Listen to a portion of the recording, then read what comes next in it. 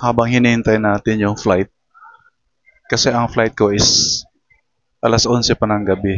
Pero ang oras ngayon is ano pa lang, ah 10:45. Maglilibot-libot muna tayo dito sa loob ng terminal. Kahit ganitong oras, ang dami palang umuwi dito. Papuntang Bacolod, Cebu, and Davao.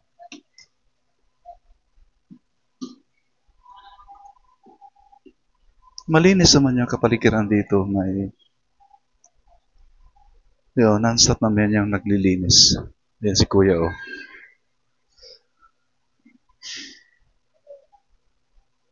Pero medyo kulang sa aircon. Hindi lahat ng aircon nakabukas. Kaya may part dito na medyo mainit. Punta tayo sa medyo dulo kasi walang katao-tao to.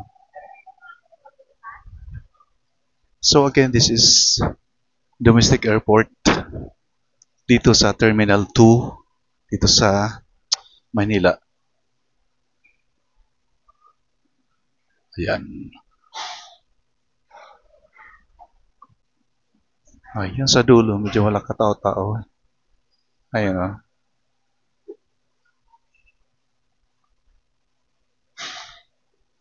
Okay pala ang ano. Okay na pala ang maglakbay or mag-flight ng ganito oras kasi hindi crowded. Unlike pag sa araw, grabe.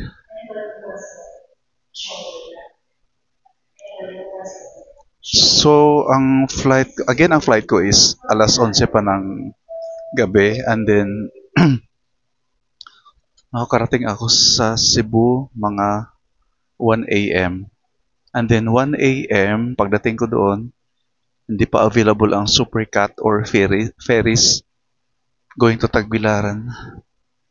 Kasi ang open doon is 8 a.m. yata. Hindi ko nakakamali, 8 a.m. pa. So mahababang oras ang hihintayin ko pagdating ko sa Cebu.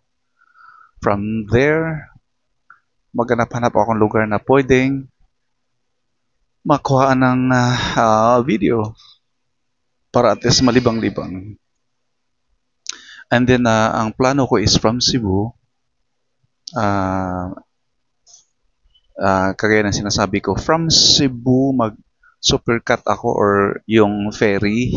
Hindi ko alam kung supercut pa rin ang ferry boat doon, kung binabago ba nila. So, ang plano ko from Cebu, bababa ako ng Hetafe, Bohol. Kasi yung Hetafe church nila doon ay isa sa mga ancestral church na maswerteng hindi nasisira ng lindol. Kasi yung Lubok and Baclayon Church ay talagang sirang-sira yung simbahan nila.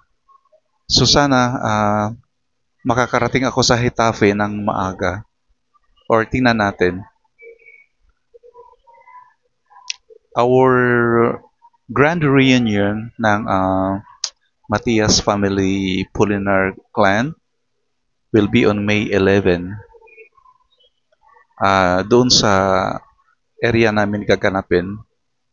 By next year, 2025, pipili kami kung kaninong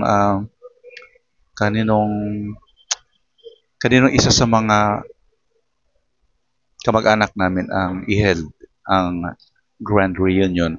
Hopefully by next year, makaka-attend ako with my family at saka yung iba kong mga pamangkin para at least buo. Actually, this is my first time to attend this grand reunion ng Matia Sofia Pulinar. Last year, hindi ako naka-attend dahil may mga bagay na hindi talaga maiiwasan. So um, I am excited to meet them all kasi marami ng mga families, mga bagong families na hindi ko nakilala. So I hope to see you there, mga kamag-anak, sa May 11.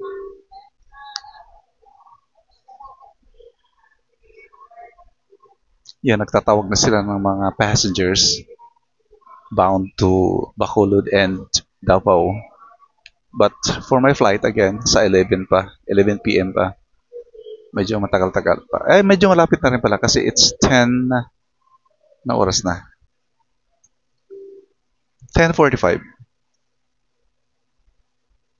So, continue ko yung vlog, ang video ko mamaya. Bye guys.